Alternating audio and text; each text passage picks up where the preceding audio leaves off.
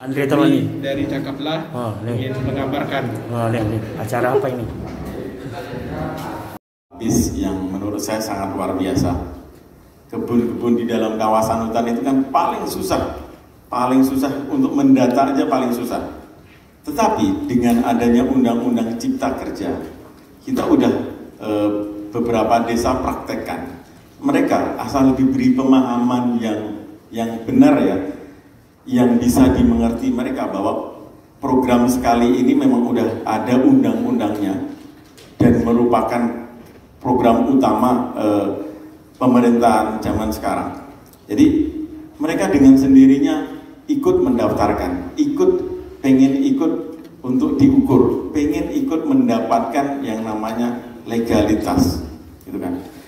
Nanti insya Allah kita akan turun, tim akan turun kalau Bapak Ibu memerlukan sosialisasi dari kami, tim Satgas, insya Allah kita akan turun. Nah, kalau kita punya database kebun-kebun yang di dalam kawasan hutan, next kemudian kebun-kebun di luar kawasan hutan, itu angkanya tidak kurang dari 600.000 hektar. Nggak kurang pendapatan kita.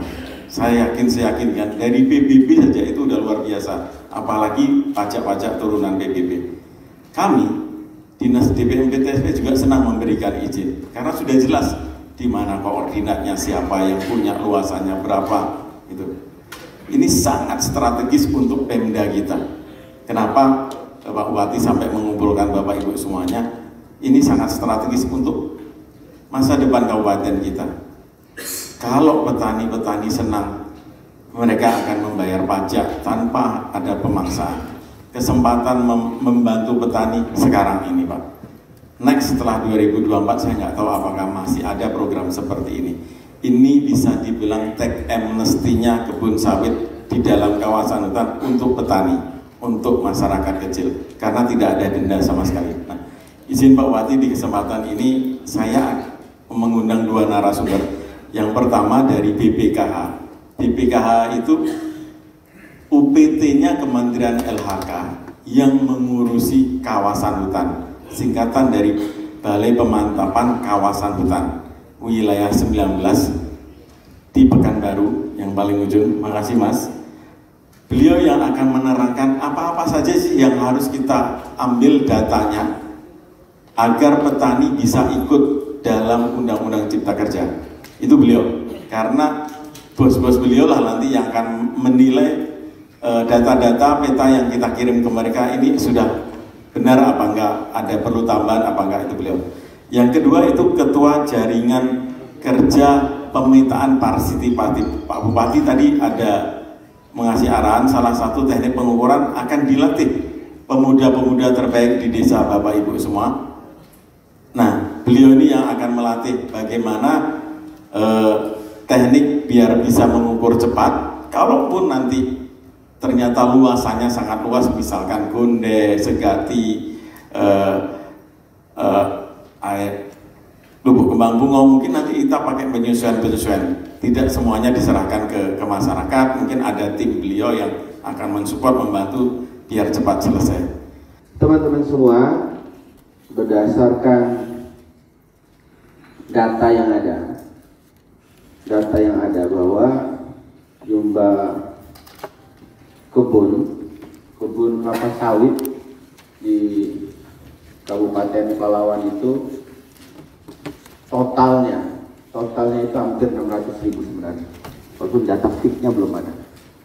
Dari 600.000 itu ada 150.000-an yang memiliki izin, dan hampir 250.000 itu berada dalam kawasan hutan maupun konservasi. Yang berada dalam kawasan hutan konservasi, maka sekarang masyarakat, kebun-kebun dalam kawasan hutan konservasi ini terbagi dalam dua kelompok lagi. Ada kelompok yang namanya petani, tentu itu prioritas pertama kita. Yang kedua adalah kelompok korporasi. Dua kelompok ini perlakuannya berbeda-beda. Tapi saya ingin jelaskan dengan teman-teman khususnya kepala desa, camat dan kepala desa. Kelompok petani ini adalah kelompok yang disebut dengan Undang-Undang Cipta Kerja itu adalah keterlanjuran. Keterlanjuran itu adalah keterlanjuran di atas 5 tahun. Di atas 5 tahun dan maksimal 5 hektar. Masuk dalam kategori petani. Biar kepala desa clear. Jangan nanti baru tanam sawit, kalian paksakan masuk dalam cipta kerja. Saya takut nanti kita semua bermasalah. Karena itu tidak boleh. Keterlanjuran itu adalah di atas 5 tahun. Regulasinya seperti itu. Terus saya agak mungkin biar nanti ditambahkan lagi, biar kepala desa tahu bahwa ada perbedaan antara Cipta Kerja pasal 110A dan 110B. Kalau yang petani itu dia tanpa denda dan dia akan kita usulkan menjadi tora. Tapi kalau korporasi dia harus kena denda dan dia cuma boleh mengelola 1 daur. Sekarang kawan-kawan yang di desa-desanya banyak ditemukan dalam kawasan hutan dan konservasi, ini harus dilakukan pendataan dulu. Saya bicara dulu gambaran umumnya dulu, gambaran umum. Itu yang harus kita lakukan pendataan. Berarti yang kita data konservasi, kawasan hutan konservasi. Kalau konservasi itu kita cuma ada di Tesonilo, Taman Nasional Tesonilo. Itu masuk dalam konservasi. Kalau lain dari itu adalah rata-rata kawasan hutan. Bisa APK, APT, dan lain-lain. Ada 2 lagi kawasan hutan. Kawasan hutan yang ada izin dan kawasan hutan non perizinan. Contoh di Bunut, Kepala Desa Bunut hadir. Ya, Bunut itu mayoritas adalah berada dalam kawasan hutan yang ada izin. Izinnya adalah PT Rarabadi. Boleh diajukan dalam Cipta Kerja, boleh. Tapi tetap masuk dalam konsekuensi keterlanjuran 5 tahun. Nah, yang saya takutkan nanti karena mendengar ini orang lomba-lomba nanam 1 tahun jalan, 2 tahun jalan minta masuk dalam keterlanjuran Cipta Kerja, dia tidak masuk dalam kategori itu. Dan dia cuma boleh 5 hektar, itu kategori petani. Lebih dari 5 hektar tidak masuk dalam kategori petani, tapi masuk dalam kategori korporasi. Nanti detail akan dijelaskan lagi. Maka kalau 240.000, saya menghitung dulu pendapatan desa. Bicara pendapatan desa. Karena akan ada bagi hasil pendapatan khususnya PBB, benar nggak? Ya. PBB berarti selama ini PBB kita loss. Pendapatan ada nggak? Di PPKD ada. Data terakhir PBB kita itu baru di 80.000 hektar. Sekarang saya ajak kita hitung-hitung.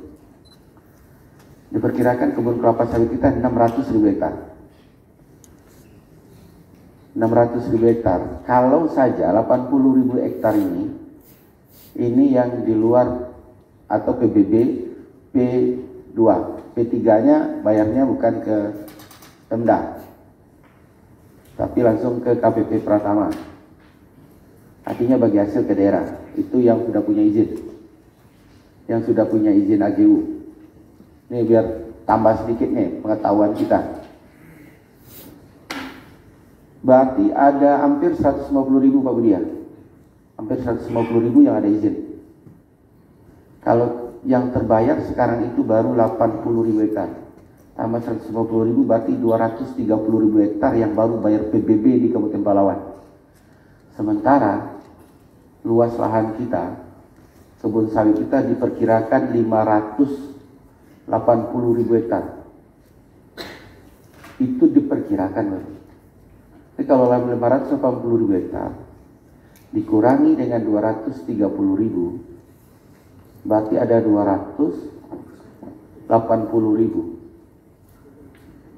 300.000. Berapa tadi? 250.000 Dua berapa tadi? 230 ya? 350.000. 350.000 yang PBB-nya belum bayar sampai hari ini. Nah itu dampaknya dengan kepala desa pasti ada dampaknya karena menyangkut PAD kalian juga. Karena bagi hasil kalian akan berkurang. Betul nggak? Ada dua problem kita hari ini yang harus diselesaikan bersama-sama. Bukan dua problem, tapi langkah-langkah yang harus kita tempuh, yang kita ambil. Satu, kepala desa harus punya data dulu. Data petani yang ada di desanya. Dan data itu harus by name, by address, KTP, KK. Kalau pernah diterbitkan surat di situ, maka dilampirkan surat tanahnya atau surat keterangan apapun, surat keterangan pengelolaan itu harus disiapkan, dilampirkan. Jadi desa jalan dulu, nanti akan ada tim verifikasi dari Satgas Reform Agraria Kabupaten. Yang ketuanya langsung Pak Sekdas, statusnya Pak Budi Sorlani. Tim percepatan, ya. Biar langkah ini cepat, karena waktu kita 2023 akhir. Atau kalau kita berlea-lea karena ada tahapannya setelah verifikasi data, maka masuk dalam proses berikutnya pengukuran. Pengukurannya sesuai dengan KTP KK-nya. Nah ini kan kecamatan khusus yang berat-berat, itu Kecamatan Langgam. Kecamatan Langgam ada Segati, Gondai, apalagi. Ya, dan ini yang besar dulu di dua desa ini. Ya.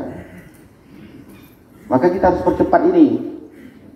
Kalau percepatan, nanti seluruh desa, ini terkait pendapatan juga PBB, ini semua desa harus, bukan cuma yang dalam kawasan hutan dan dalam konservasi saja, tapi sekarang di desa kalian juga banyak los PBB-nya.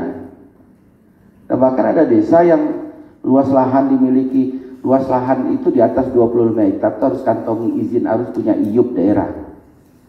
Apa keuntungan IUP daerah? Maka 20% dia harus keluarkan untuk masyarakat. Hitungannya begitu. Di atas 25 hektar itu konsekuensinya harus punya izin IUP daerah. Berarti kan kalau kita hitung tadi 350.000, potensi kehilangan PAD kita cukup besar dari PBB. Tapi yang kita lakukan sekarang, kita bicara cipta kerja adalah ingin menyelamatkan petani biar lahannya legal.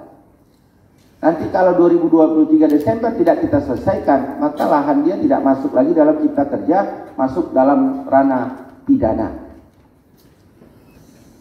Pidana dia, kalau udah lewat cipta kerja ini, karena cipta kerja itu putusan MK itu berlakunya cuma 3 tahun, boleh digunakan, maka berakhir di November 2023. Maka kita harus buru-buruan karena ada tahapan 1 pendataan, yang kedua adalah proses pengukuran, yang ketiga proses pengajuan. Maka data kalian harus clear, karena saya tidak akan juga mungkin mengajukan, saya teken pengajuannya kalau datanya tidak clear. Dan jangan main-main dengan data itu. Jangan melindungi korporasi lewat program ini. Maksudnya yang punya lahan ratusan tetap dimasukkan juga dalam pasal 110B. Jadi kawan-kawan kepala desa tinggal nanti di data berapa di daerahnya, disiapkan datanya, nanti baru koordinasi dengan tim Satgas Agraria, nanti kita akan lagi menyiapkan formulasinya, nanti akan detailnya akan dibahas oleh tim. Apakah nanti tim pengukurannya itu, pengambilan koordinatnya itu disiapkan oleh dinas, tapi untuk sementara dengan kemampuan tenaga kita tidak mungkin dalam tempo singkat bisa melakukan pengukuran dengan jumlah yang ratusan ribu hektar. Kalau dihitung tadi hampir 234.000, itu baru perkiraan. Itu bisa jadi datanya lebih besar dari itu. Maka ada 3 opsi, nanti akan diskusikan dan belum diputuskan, tapi untuk sosialisasi awalnya adalah desa melakukan pendataan dulu. Melakukan pendataan berapa jumlah petani yang di desanya yang berada dalam kawasan hutan dan konservasi. Paham ya? Paham semua? Ya. pendataan dulu, lengkapi KTP KK-nya, nanti akan turun tim verifikasi kabupaten, memastikan data-data itu baru masuk dalam pengukuran pengambilan titik koordinat. Nanti baru tahap berikutnya adalah pengajuan ke kementerian. Pengajuan ke Kementerian LHK, data-data yang sudah dikumpulkan itu. Maka teman-teman semua, saya berharap kita semua proaktif. Proaktif ini menjadi prioritas ini. Karena ini waktunya juga kalian membantu petani. Membantu petani ya.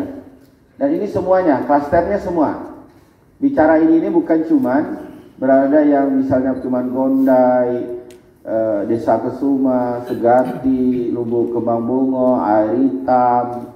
Tapi hampir semua itu biasa ditemukan. Bahkan di Kerumutan saja, desa apa ya?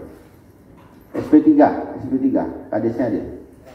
Ya, SP3 juga ada masalah dalam kawasan, padahal itu ekstra migrasi. Nah, ini datanya cepat, kalau yang kayak gini bisa cepat. Saya cepat, kalau bisa secepat mungkin prosesnya langsung kita ajukan. Karena nanti berpengaruh pada PSR-nya. PSR itu kendala, dinas ini bisa jadi prioritas. Terus juga ada tambahan lagi, problemnya adalah Pak Sekda, nanti saya akan berkomunikasi juga dengan Kemendagri. Teman-teman sekaligus pendataan, sekaligus didata warganya yang tidak punya KTP karena alasan dalam kawasan. Yang tidak punya KTP, tidak punya data administrasi. Misalnya Gondai, mana kepala desanya? Ya, Gondai ini banyak bermasalah. Segati sepertinya tidak ya. Segati ada masalah KTP ada enggak yang tidak punya KTP? Ada. Ya, tapi dipastikan desa-desanya yang bermasalah tidak bisa dikeluarkan KTP karena berada di kawasan hutan sekaligus didata. Datanya cepat. Karena secepat mungkin kita akan ke Mendagri untuk membahas itu. Supaya ini bisa diterbitkan KTP-nya. Ini lagi kita perjuangkan. Makanya datanya harus konkret.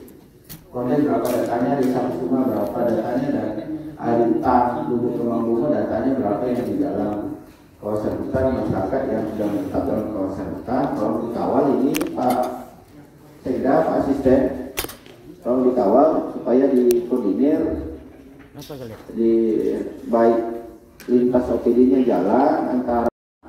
Pastikan itu semua. Pastikan jangan sampai di desanya ada kawasan hutan tapi tidak terdata ya. Tidak terdata, tapi juga jangan dipaksain juga. Jadi paksain saya bilang tadi keterlanjuran itu 5 tahun. 5 tahun itu nanti pasti bisa dibuktikan yang usia tanaman.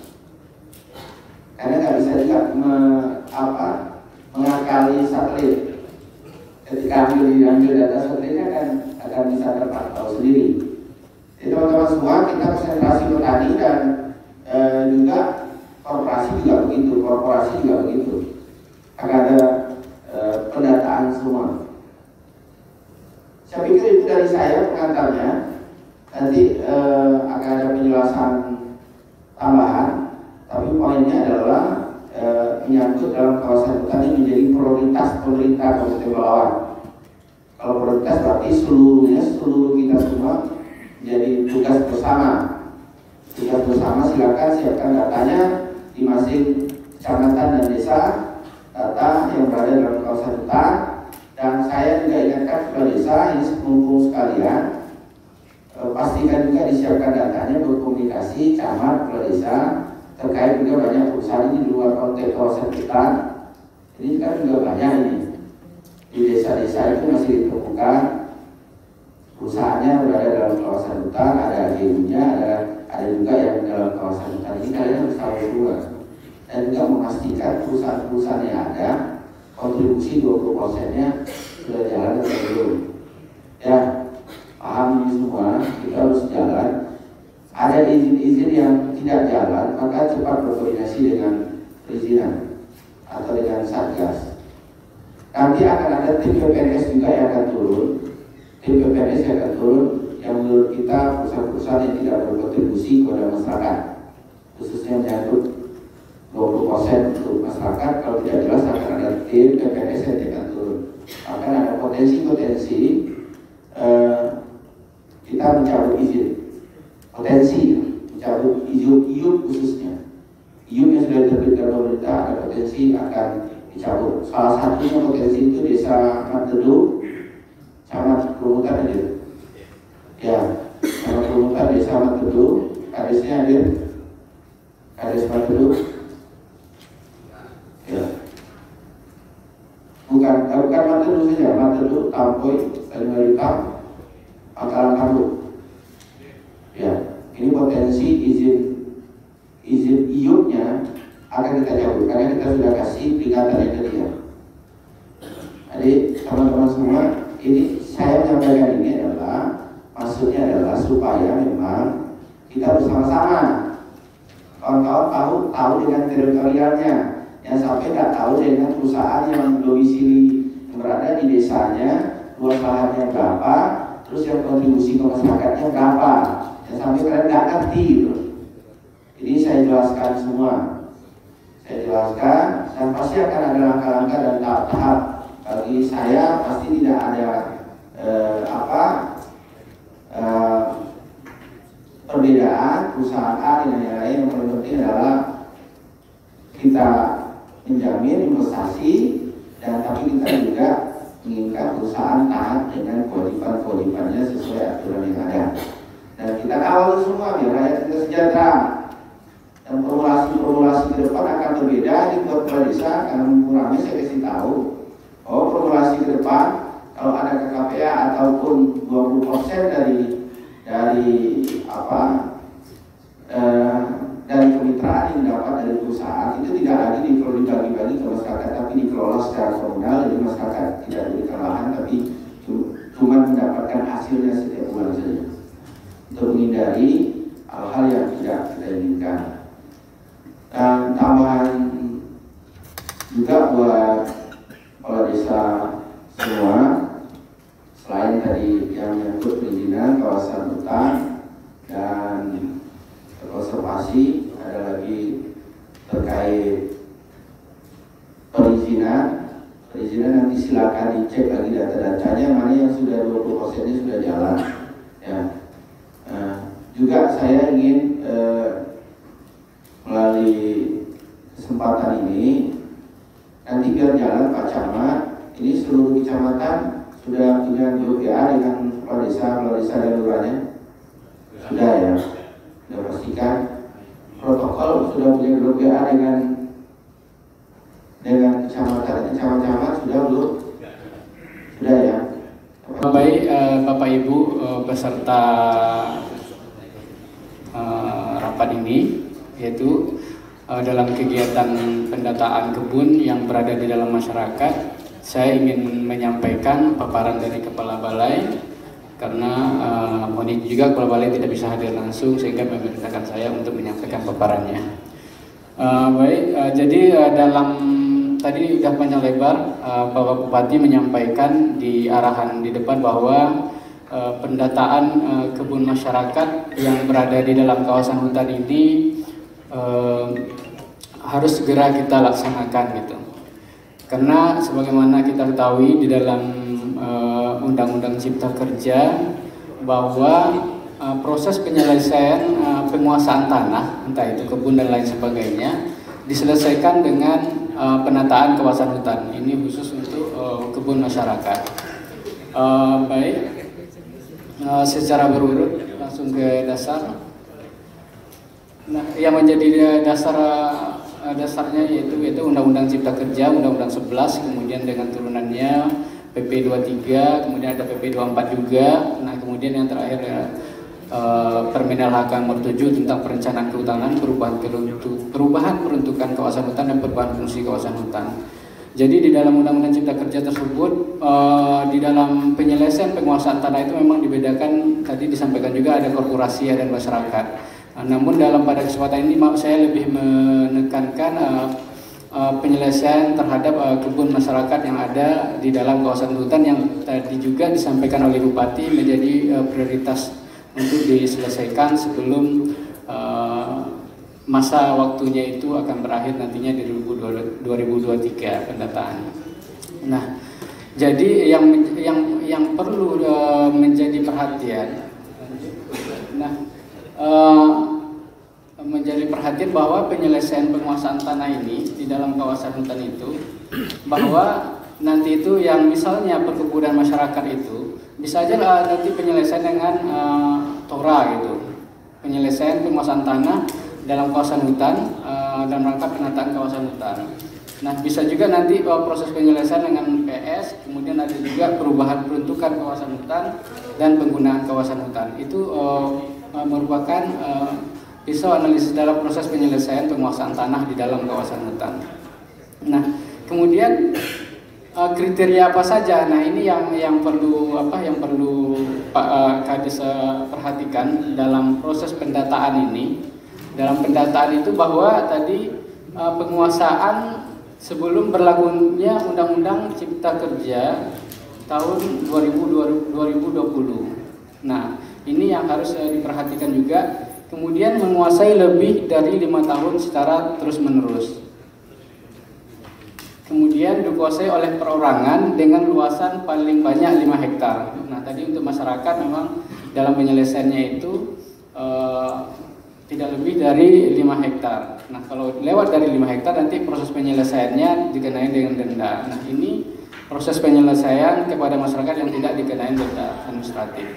Kemudian bidang tanah yang tidak diganggu gugat dan atau tidak berperkara. Nah, itulah yang harus nanti diperhatikan dalam proses pendataan juga, penguasaan tanah yang ada di dalam kawasan hutan, baik itu di dalam kawasan hutan produksi, kawasan hutan konservasi, kemudian ada di dalam kawasan hutan lindung. Jadi fungsinya ada 3, HL, HP, dan hutan konservasi. Nah, selanjutnya, ini diagram alirnya. Saya pikir nanti untuk proses pengusulan penyelesaian penguasaan tanah ini nanti ya.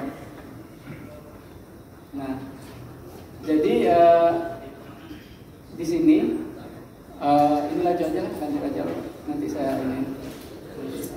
Nah, ini bahwa dulu sebelum adanya Undang-Undang Cipta Kerja sebetulnya sudah ada Perpres 88. Nah, Perpres 88 itu sudah pernah juga kita lakukan dulu di Kabupaten Pelalawan. Nah, kemudian lanjutnya itu dengan Undang-Undang Cipta Kerja itu, kalau kita lebih kenal sekarang namanya PPT PKH, penyelesaian penguasaan tanah dalam rangka penataan kawasan hutan. Nah, ini dulu sosialisasi oleh tim Inper PPTKH ini sudah dilakukan oleh BPKH pada tahun 2018. Kemudian permohonan diajukan perorangan oleh instansi Badan Sosial Keagamaan. Nah, yang menjadi tekanan saya, jadi mungkin proses pendataan itu ada di antara 2 dan 3 ini gitu. Jadi perlu saya sampaikan bahwa untuk sebelum permohonan itu disampaikan ke Kepala BPKH selaku Ketua Tim Inper PPTKH, bahwa harus dipastikan juga bahwa lahan garapan itu, lahan pertanian itu berada di dalam peta indikatif penyelesaian penataan kawasan hutan dalam rangka penataan kawasan hutan. Jadi pada intinya lahan-lahan masyarakat ini bisa diselesaikan ketika dia sudah masuk di dalam peta indikatif penyelesaian penataan kawasan hutan dalam rangka penataan kawasan hutan. Kemudian ataupun tadi yang kalau kita ngomong masalah korporasi, dia harus masuk di dalam data dan informasi penguasaan tanah sebelum Undang-Undang Cipta Kerja. Artinya yang akan kita kejar itu adalah proses itu harus ada dulu di dalam peta indikatif. Nah, kemudian data apa yang harus kita ambil supaya dia ada. Nah, nanti itu akan kita jelaskan juga. Nah, kemudian nanti setelah data tadi udah lengkap, semuanya, barulah nanti kepala desa itu akan bermohon ke bupati dengan melengkapi nanti syarat-syarat juga akan saya sampaikan juga belakangan. Kemudian dari nanti bupati akan menyampaikan ke tim Inper PTPKH untuk dilakukan verifikasi. Tim Inper PTPKH itu udah keluar SK-nya juga, nanti ada saya sampaikan juga di belakang bahwa tim Inper PTPKH diketuai oleh Kepala BPKH Wilayah 19 Pekanbaru. Kemudian nanti anggotanya juga dari termasuk di dalamnya unsur camat dan desa juga ada masuk di dalam kepanitiaan dari tim Inper PPTKH. Nah, kemudian dari situ nanti setelah dilakukan verifikasi oleh tim Inper PPTPKH, maka menghasilkan rekomendasi yang akan disampaikan ke tim pelaksana PPTKH di pusat, yang selanjutnya untuk mendapat rekomendasi yang diteruskan ke Menteri Lingkungan Hidup dan Kehutanan untuk mendapat persetujuan apakah mekanismenya nanti larinya pelepasan kawasan hutan atau perubahan batas kawasan hutan atau persetujuan penggunaan kawasan hutan. Nah, inilah tahapannya dalam proses penyelesaian penguasaan tanah dalam rangka penataan kawasan hutan. Namun yang menjadi concern kita pada hari ini yaitu pendataannya. Pendataannya yang mungkin masih berada di sini ya, berada di sini sebelum permohonan itu masuk ke bupati. Nah, lanjut. Lagi ke atas lagi, ulangi kembali. Nah, ini berbesar ini. Pasal 151 ini. Nah, jadi ketika nanti bahan masuk ke bupati, nah harus memastikan bahwa berkas permohonan lengkap secara administrasi, pengusulan dilakukan mengacu kepada peta indikatif PPTPKH. Jadi bupati harus memastikan bahwa yang diajukan oleh masyarakat itu sudah berada di dalam peta indikatif penyelesaian penguasaan tanah dalam rangka penataan kawasan hutan. Artinya apa? Ketika dia tidak ada di dalam peta indikatif itu tidak bisa diselesaikan. Nah, itulah yang harus kita kejar sekarang untuk bisa masuk di dalam peta indikatif dalam rangka penyelesaian penataan kawasan hutan itu. Nah, kemudian bidang tanah dikuasai secara fisik, bidang tanah tidak diganggukan, bidang tanah diakui dan dibenarkan oleh masyarakat hukum atau kepala desa ini. Tentunya kepala desa lah yang akan lebih paham nanti dengan membuat bukti-buktinya. Bukti-bukti apa aja yang harus dibuat kepala desa? Nah, ini. Lanjut. Nah, ini. Jadi formulir permohonan penyelesaian penguasaan tanah dalam rangka penataan kawasan hutan itu nanti membuat rekapitulasi daftar pemohon. Nah, ini dibuat oleh kepala desa. Kemudian ada sketsa kolektif tanah secara sederhana yang menggambarkan posisi tanah yang dimohon dan ditandatangani oleh kepala desa. Nah, inilah mungkin nanti dibuat pengukurannya Pak yang lebih, ya memang di sini dibilang sederhana, tapi kalau tidak di spasialnya tidak dapat juga akan menjadi susah nanti tim verifikasi dalam melakukan verifikasi. Nah, kemudian fotokopi ID pemohon, KTP atau surat keterangan domisili sebagaimana yang tadi. Kemudian surat pernyataan penguasaan fisik bidang tanah dan fakta integritas kepala desa. Nah, coba yang ini kembali ke slide berikutnya. Nah, ini formulirnya, formulir permohonannya. Nah, ini formulir permohonan. Permohonan ini ketika sudah bermohon, ketika sudah dipastikan bahwa yang data-data masyarakat itu sudah masuk di dalam peta indikatif. Jadi inilah yang dimohonkan nanti ke bupati, yang tadi saya bilang disampaikan oleh bupati bahwa pastikan bahwa yang diselesaikan itulah adalah masyarakat, kemudian penguasaan lebih dari 5 tahun yang tadi sudah saya sampaikan. Nah, disinilah desa juga akan membuat permohonan ke bupati, dan di sini juga menyebutkan desa di mana, kecamatan, kabupaten. Di sini luas tanah yang dimohon, kemudian jumlah bidangnya berapa, jumlah pemohonnya berapa orang. Nah, dilengkapilah tadi dengan rekapitulasi daftar pemohon, kemudian dengan sketsa kolektif tanah, kemudian fotokopi identitas, surat pernyataan penguasaan fisik bidang tanah, dan fakta integritas kepala desa. Nah, ini surat permohonan kepala desa. Nah, ini lanjut mengetahui kepala desa dengan bermaterai. Nah, inilah yang dibuat oleh kepala desa dalam rangka pendataan ini. pendataan ini akan dipakai nantinya dalam proses verifikasi, karena ini akan menjadi berita acara tim Imper nanti. Ini menjadi lampiran berita acara, sehingga inilah yang akan diverifikasi oleh tim Imper PT PKH dalam rangka penyelesaian itu. Sehingga inilah yang harus ada di dalam yang tadi dibilang subjek binary by address itu. Nah, ini rekapitulasi itu, misalnya daftar nomor urut 503, jenis penggunaannya apa? Misalnya sawah. Kemudian riwayat penguasaan tanahnya, misalnya tahun 1980 dibuka oleh Haji Manan, kemudian tahun 2000 dijual ke Maman, tahun sampai pemilikan terakhir. Nah, ini juga riwayat penguasaan tanahnya harus jelas. Karena tadi di dalam proses penyelesaian lahan garapan, nah itu kita melihat waktu, tata waktu. Nah, kemudian nama subjeknya, kemudian luasnya.